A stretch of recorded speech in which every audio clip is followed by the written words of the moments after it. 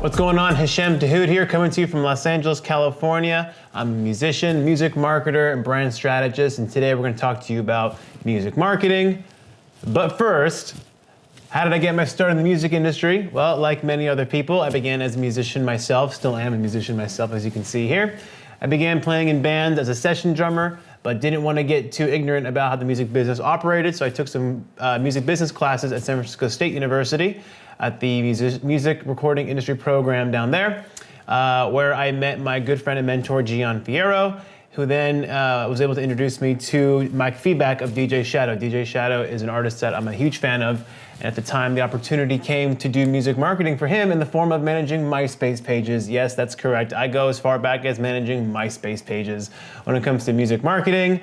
That was my first start as a completely unpaid intern, but I was super hungry just to learn the business in any capacity, whether it's social media marketing, management, anything at all. I was going to do anything to get in. I was one of those fortunate people that very early on just knew what I wanted to do with my life, and it was to be involved in the music industry in any capacity, and to this day in many capacities, because I find so many different facets of the industry interesting, from making music to promoting it, obviously, to putting on events, you name it. I mean, the music industry as a whole is just something I'm very passionate about. So that's how I got my start, basically being a free intern and doing really good at that and meeting people along the way. A unique marketing strategy that I used that paid off. I mean, I'm always going to go back to the first big one I had, or we had, I should say, at Fame House when we took Pretty Lights, the electronic music artist. And it's not relevant in terms of like anyone can do this today, but I think the philosophy of it actually is more potent today than ever before. The marketing campaign was simply this. I mean, This was at a time when streaming hadn't quite evolved yet. Streaming, it's not what it is. It wasn't what it is today. And piracy was still an issue. People were stealing music left and right, and that was still the bane of the music industry. And we worked with an artist that was giving away his music for free anyway, even in the form of downloads. So we thought we would partner with BitTorrent, which at the time was, one of the biggest places for peer-to-peer file transferring and file sharing, which again was always seen as the bad guy. But we were trying to do something new and different, and we partnered with BitTorrent in the form of a media bundle where Pretty Lights was offered marquee status on the website. You can download the media bundle. That was basically a discovery bundle, right? You could get the music, get some videos, get some photos, get a bio, and it really blew him up in that regard. And there's more to this. I mean, if you just Google BitTorrent, Pretty Lights, case study, like you'll find all the documentation on this. In fact, arguably this is what kind of launched my music marketing career in many ways, because it was a really big campaign. It was very, very successful. Got a lot of coverage from Rolling Stone, MTV. Like it was a really cool campaign. But I only bring it up not as something you can like replicate right now or today per se, but something to kind of keep in mind as to anything that might be seen as a potential, bad thing or a bane or things to kind of stay away from, challenge them. Challenge them in any way possible. I mean, we did something that was completely like the other direction of what people were doing. And it paid off in many, many ways because we took a gamble with that kind of campaign. We got a lot of flack as well. A lot of people were not happy that we were basically siding with the devil at the time in the form of file sharing. But we knew where this was going. We knew the idea of compression was getting more and more real. We knew the idea that streaming was going to eventually mature and become what it is today. And of course it has. So I think there we just knew the audience would be receptive to it. We knew we had very specific goals. Like I said, Google that case study. You'll see all of them there. But it paid off in a big, big way because, well, here I am now. The party's still on social media, although social media is getting more and more fragmented, as we're all seeing. And in some ways, it's getting more private. It's getting more one-to-one as well. Of course, the big players, Instagram, Twitter, Facebook, TikTok. Actually, Facebook, I'll put an asterisk on that. I'll come back to that. But of course, Instagram, TikTok, Twitter, YouTube, of course. And then the more private ones like Discord, private in the sense of like the community is off the big party and into more of a centralized group with the artists. I mean, the term social media today, it's widened, it's broadened out. Using content to create a social connection with between an artist and a fan can happen on like any platform now at this point. But the big ones, like I said, are still TikTok, Twitter, Instagram as like the major ones for one-to-many social outreach. YouTube is its own interesting beast as well. I mean, these are just all about communities. Where do you fit in as a community member. I mean, the best way to lead a community first is to join one, right? To join a pack. That's what's really cool about Discord as well, is that you might join a Discord for a specific artist, but then they'll have a thread for your creations, because undoubtedly other musicians follow that artist as well, and that's a great place to meet people as well. I think, yeah, the big challenge right now really is just community. I mean, we all know algorithms slow down reach. We all know hashtagging. This is all old news at this point, but in many ways, it's funny that we're going back in some ways to the origin of real growth in the music industry, or any real industry for that matter, which is just connections, right? And the great thing is that you don't have to be in LA. It helps to be in a major city like this to forge real connections. But really, I think the real thing that's helping a lot of people now is community support, right? If you post something, if you have a new track, having other artists support that, collabing with other artists now is a real big thing, expanding the sound of what you do to break into spheres of other people. And of course, using all these platforms as a way of making contact with these people and developing relationships. So in many ways, nothing has changed, right? Like, it is about who you know in that regard, but the way you can reach these people and meet them and find synergies beyond the genre of music you make. I mean, please go beyond that. Go far beyond we make the same kind of music. Find a sport that they're into that you're into. If you're both into cars, if you're both into pro wrestling, like I am, by the way, this is how I really connect with a lot of people in the industry, because you really do got to go beyond, like, I do marketing, I do video, I do whatever.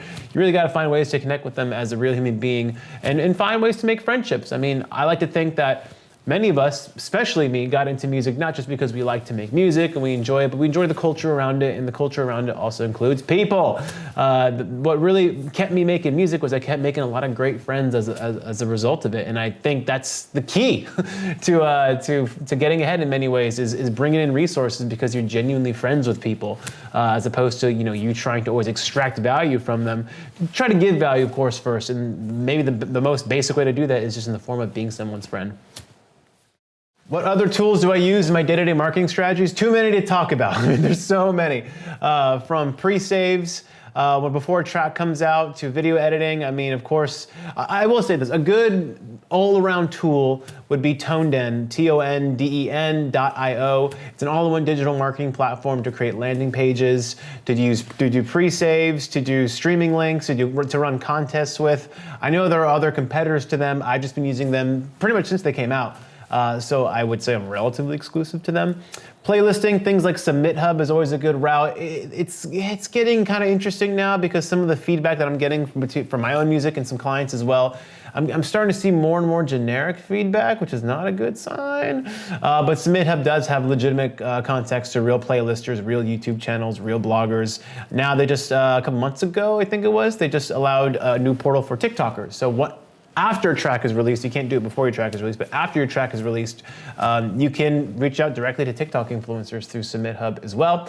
I mean, those are the two ones that immediately come to mind. Of course, mail clients like MailChimp, Bandzoogle for websites.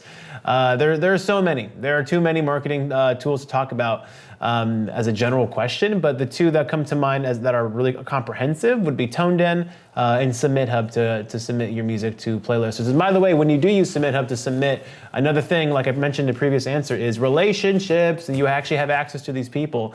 Message them from time to time. Thank them for listening to your music. So many people don't even do that. Be more than just a random link. A random profile that goes to them. Actually try to communicate with these people. And of course, the other social platforms we talk about, the Discords, the Instagrams, the TikToks, the Twitters, etc. But in terms of marketing tools, Tonden, Submit Hub are the two that I've been using for a long time now, and they're still effective.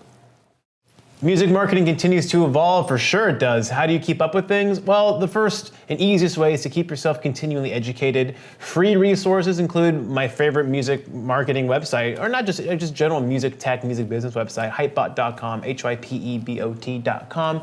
I actually wrote for Hypebot for a period of time, and it's still, the go-to place for just what's happening. There's also a lot of good strategies there for independent artists as well. And it's a good roundup of all what's going on in the music industry at the given moment. I also subscribe to Music Ally, which is like I said, it's a subscription you have to pay for, but it's very much the latest, again, in the music tech world, but from more of an editorial standpoint. They also have a lot of good campaign sandboxes, they call them, which is just case studies every quarter. And every month there's always like at least a good chunk of information coming from other music marketers, managers. Like I said, I pay to stay up on that because it is my job to deliver good marketing, so it makes sense to invest in that as well. And even just following good Instagram accounts, following artists, following artists who you think are doing a good job and just borrowing from them, just finding how they manage their communities, seeing what they're doing, having an eye on it. Seeing is always believing, and if you feel that a piece of marketing was effective on you, break it down, just figure out how they did it themselves. I mean, I do it all the time. But from a more traditional standpoint, yeah, hypebot.com is my go-to source for that. Of course, there's Music Business Worldwide and Digital Music News, but I'm more focused on just the music tech side of things because that's typically where the best marketing trends are emerging from, frankly. So yeah, hypebot.com and Music Ally are my two go-to sources for all things music marketing. How did I break into the music industry working with high-level talent? Well, like I said, I was lucky enough to begin with high-level talent, but I wasn't paid or anything. I began as an intern for DJ Shadow, like I said, and that formed the company Fame House because Mike Feedback, my partner at the time, was hit up by Pretty Lights and Josh Wink, two other electronic music mainstays. And good work leads to good clients. You know, I like to think we were good people as well. We did business the right way in many ways, and the word got around. Like I said, this is early days of social media marketing. I was literally teaching really big artists how to tweet, okay? How to use Instagram. This is very early days. And like I said, just good work led to good clients. And of course, a lot of networking, a lot of schmoozing, but in a very natural, organic way, in a way that always came from being of service, of being of help to people, as opposed to trying to, grow a company. Growing the company was the byproduct of just doing really good work. How do I forecast my marketing plan and determine the best strategy and timing? Timing is everything, really. Try to avoid, having your message being mixed with big world events. I mean, you can't prepare for world events like war and stuff like that. But when it comes to planning ahead, well, look, the way I always describe it is you want to have your chess pieces, as many chess pieces built first before you start navigating the board.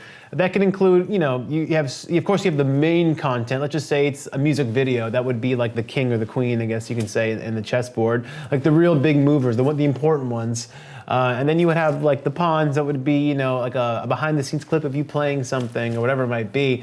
I try to think of you start with the major piece of content, like what are we promoting, whether it's a tour, a piece of merchandise, a music release, what's the goal of that, which typically is just to consume that media, usually watch the video, listen to the track, save it on Spotify, etc.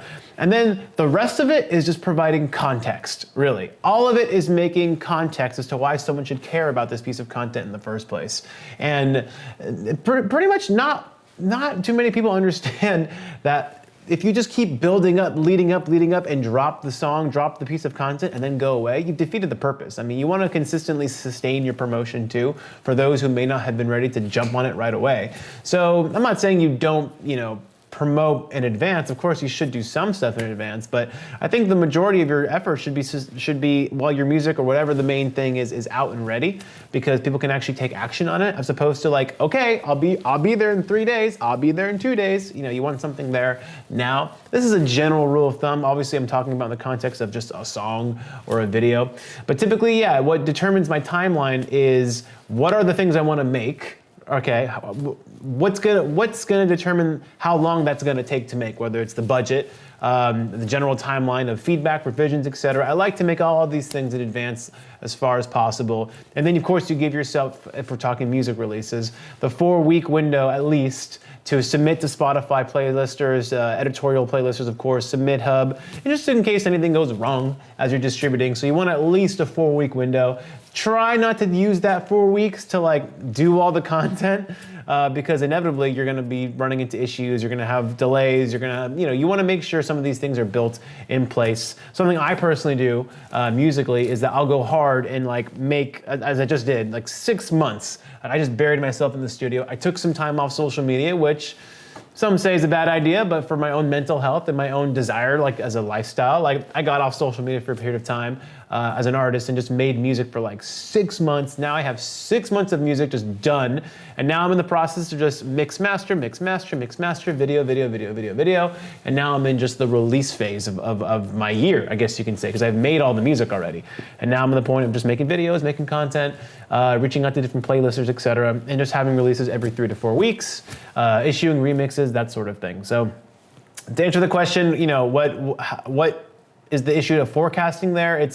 It's making the chess pieces themselves, right? Like figuring out what those things are, how long it's going to take to do that, and then rolling those things out progressively in the form of a content calendar. A content calendar be something as basic as an Excel spreadsheet with dates on it, or it can be something a little more fancy that you can just Google a template for online. But typically, yeah, that's what dictates my calendar forecasting is what do we have to make and how long is it going to take to make those, and how can we strategically place those on certain days to tell the story and provide as much context as possible as to why someone should take action on the thing I'm presenting.